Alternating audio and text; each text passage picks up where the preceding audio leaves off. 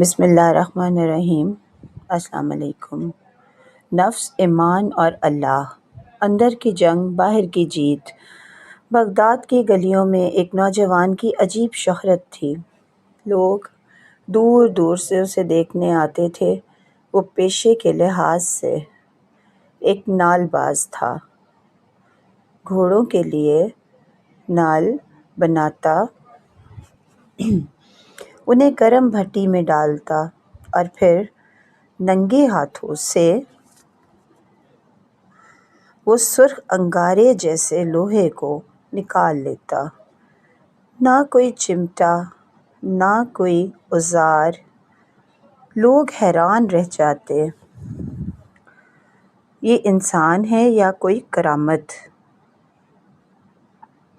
اسے آگ کیوں نہیں جلاتی؟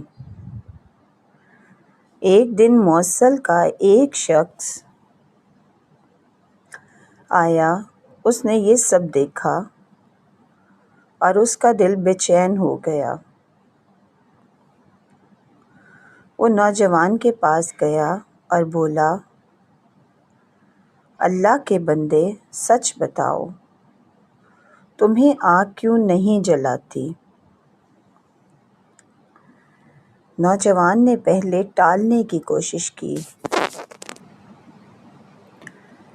مگر جب اس شخص نے اصرار کیا تو اس کی آنکھیں نم ہو گئیں۔ اس نے کہا، یہ کوئی کرامت نہیں، یہ ایک گناہ سے بچنے کی قیمت ہے۔ اور پھر اس نے اپنی کہانی سنانا شروع کی۔ ایک دن دوپہر کے وقت میرے دروازے پر دستک ہوئی۔ میں نے دروازہ کھولا تو ایک نہایت خوبصورت باحیا لڑکی کھڑی تھی۔ اس کی آنکھوں میں خوف اور بے بسی صاف نظر آ رہی تھی۔ اس نے دھیمی آواز میں کہا، کیا مجھے تھوڑا پانی مل سکتا ہے؟ میں نے فوراً اسے پانی پلایا۔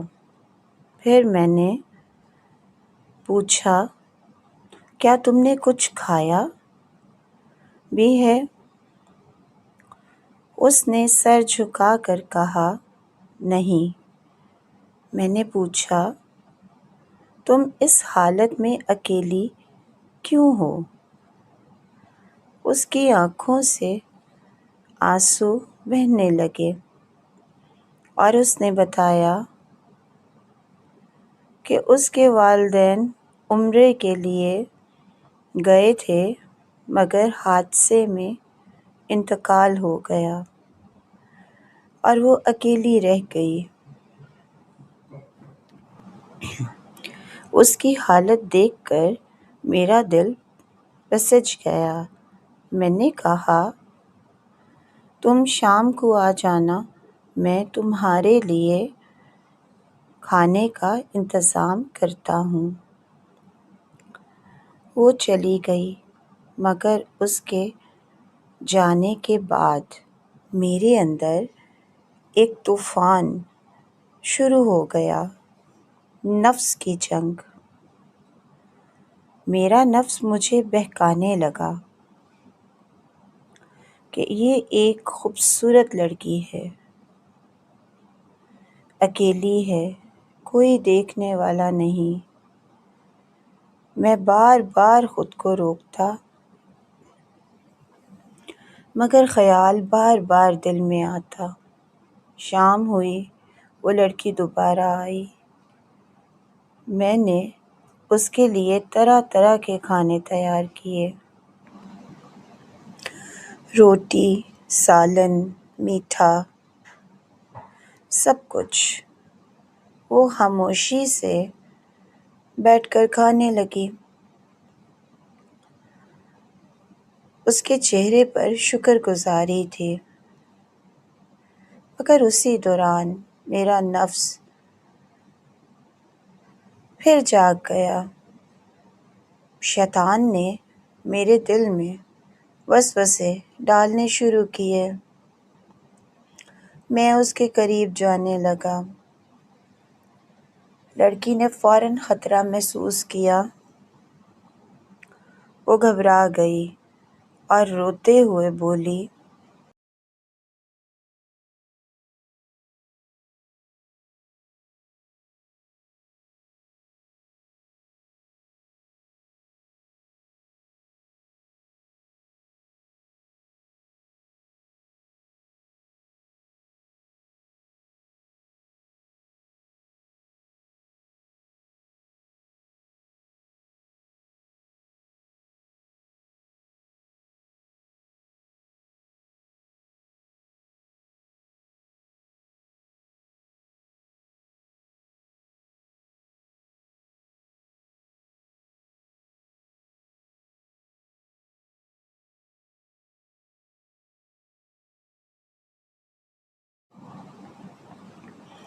میں کیا کرنے جا رہا تھا؟